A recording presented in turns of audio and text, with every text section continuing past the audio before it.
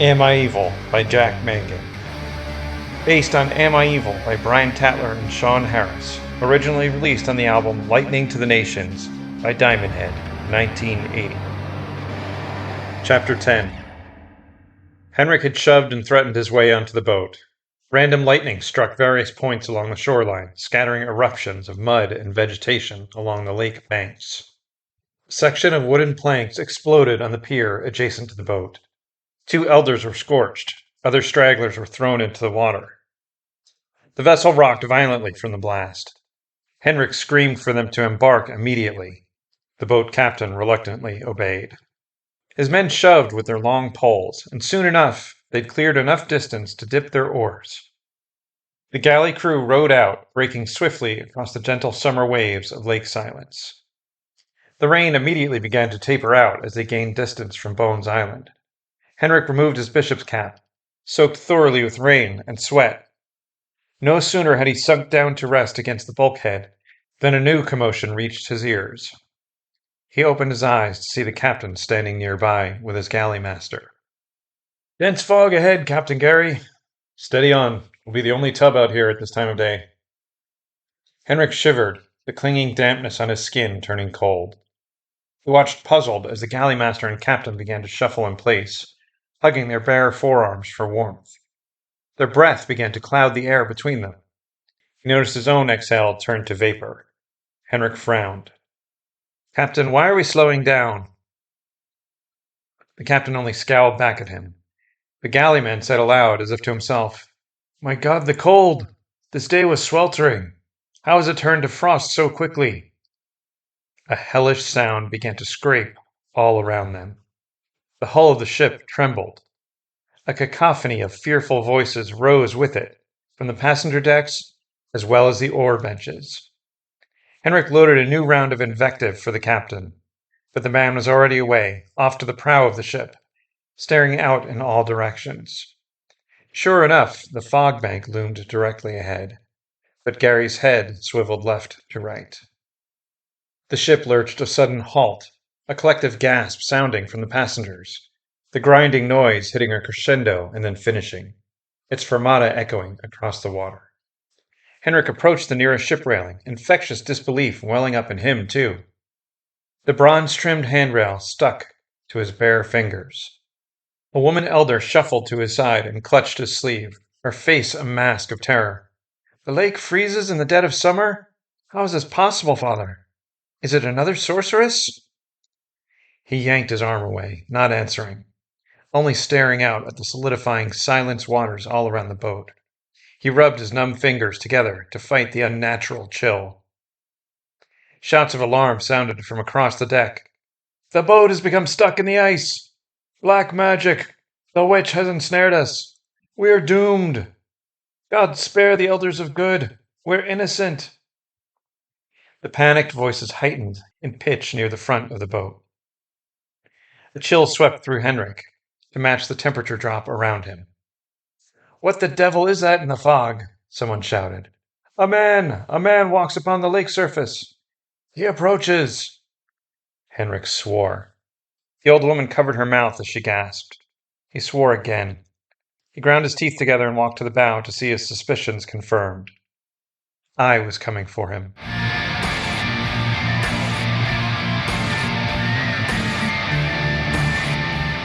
The sudden freeze made as little sense to them as it did to me, but their fear dared not touch me. I am the chill that's in the air. Diamond Head had truly lived up to its supposed enchantment. Found its way into the hands of a guard who'd come carelessly too close to the bars of my cell.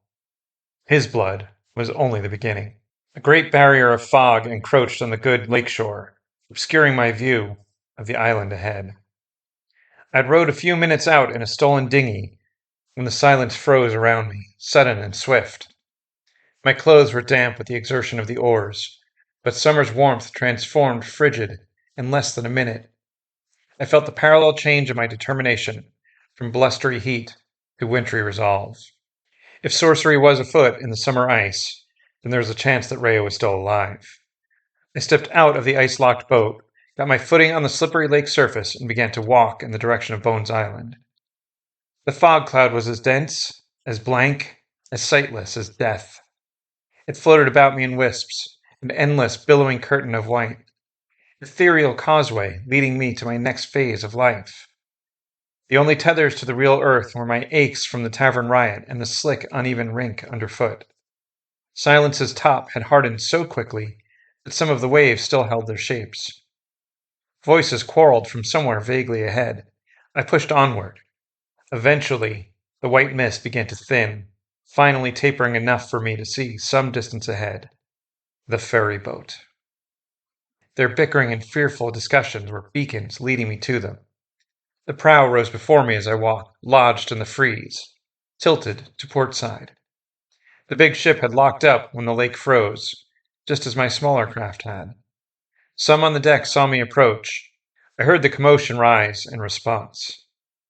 Good. Every last elder and guard were accomplices to murder. They should drink deeply of their fear before the end. I had to see to make them pay the price. "Who goes there?" someone shouted. My mother was a witch. She was burned alive. I drew Diamondhead from its scabbard, stepped up to the ensnared hull. Thankless little bitch for the tears I cried. "Vander Harris, I order you to return to your cell at once." Henrik. I looked up into his drawn white face. The low railing was almost within reach. With a swift enough cut, I could have opened his throat from where I stood. "Tell me where Rhea is, Bishop." "She's most certainly dead on Bones Island. You'll join her soon enough. Guards, get down there and dispatch him." The priest leaned out over the railing. "Drill a hole in the ice and send him down to visit his mother." The crimson veil descended. This time I welcomed it.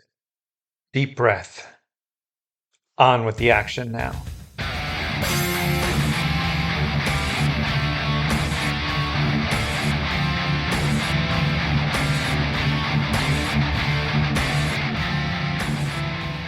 Chapter 11. The righteous shall rejoice when he seeth the vengeance. He shall wash his feet in the blood of the wicked. Psalm 58:10. Two of them landed clumsily, but stood quickly to face me. One with hand axes in his belt, the other with a broadsword in scabbard. Graceless brutes, but I knew them both. Big boys, friends of my brother's. Matthew, Rodney. "Hello, Vander. I never did like you much," Matthew said. "Enough with the pleasantries," said Rodney, and they stepped forward. A few seasons ago, they'd have ended me with ease. Cliff's training authored a different story now. Rodney's attack was laughably slow, easy to sidestep. He then forecast exactly where his parry would be. With one arc, I slashed Diamondhead on his weak side, cut him open from chin to groin. Matthew and I danced a few moments, just long enough for me to direct him backwards across an ice wave. His axes skidded away from his hands. I laughed and shook my head. His last sight in this world. I resheathed the sword. All of the onlookers retreated as I approached the deck, including Henrik. It only took a moment to hoist myself up onto the galley. No one challenged my boarding. Their faces reflected their doom as I drew the blade again from its scabbard.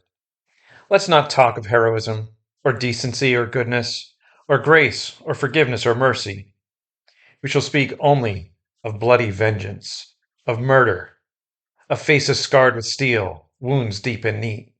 Death walking through the ship was I, seeking the 27 who'd killed my mother a short lifetime ago, but killing indiscriminately any who were within reach. It mattered not that most of them were helpless before my steel. These were elders and their attendants, so there were no children, no innocents, no complications. All fodder for the Diamondhead. A handful fled overboard as I stalked. I marked them, but didn't slow my pace.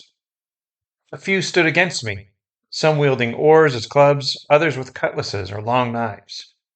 I cut each of them down in turn as they approached. 2 galleymen attacked in tandem. I kicked one into his compatriot and scalped them both with one slice.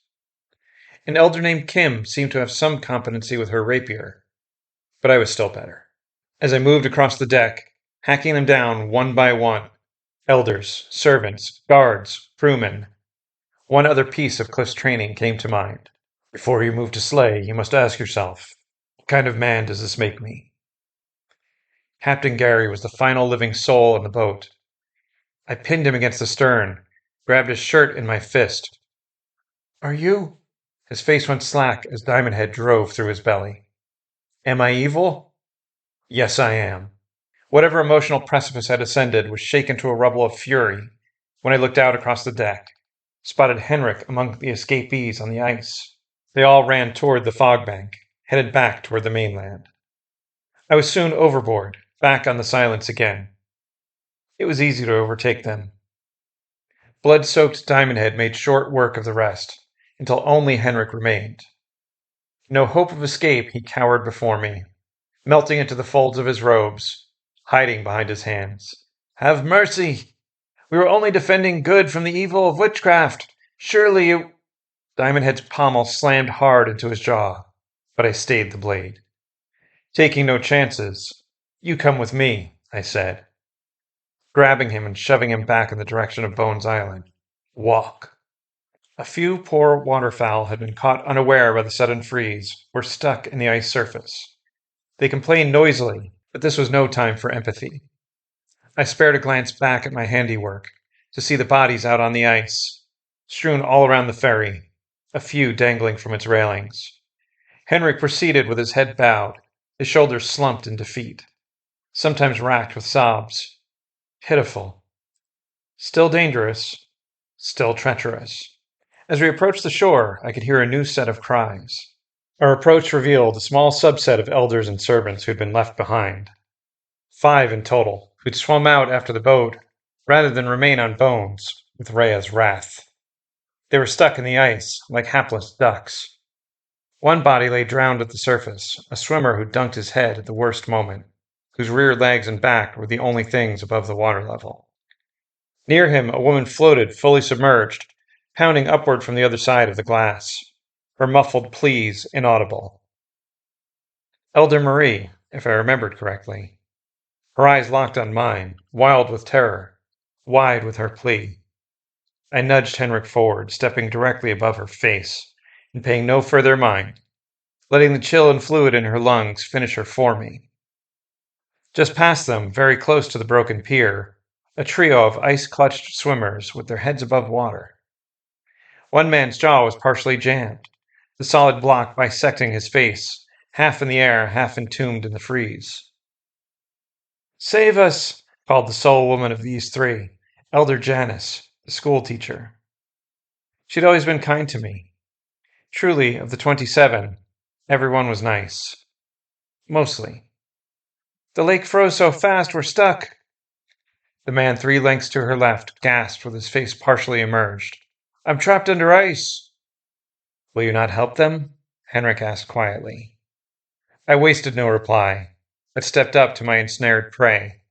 Let them see their horror-stricken faces and the reflection of Diamond Head's blade. I'll help set you free. Their deaths were quick. That was my mercy. Wounds deep and neat.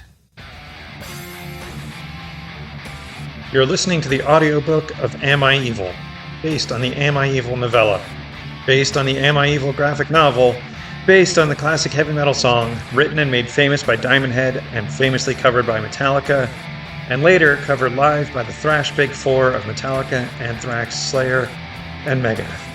Narration by me, Jack Mangan, the author of the graphic novel and the novella. All the legal stuff here, you can't sell recordings or transcripts of this, blah, blah, blah. We're running an Indiegogo campaign in June 2023 to raise funds to produce high-quality print versions of the Am I Evil graphic novel, with cover art by James F. Beveridge and all interior comic panel art and lettering by Kyle Burles, aka Biohazard. Please swing over to Indiegogo and support our campaign to receive your own print and or PDF edition of the Am I Evil comic.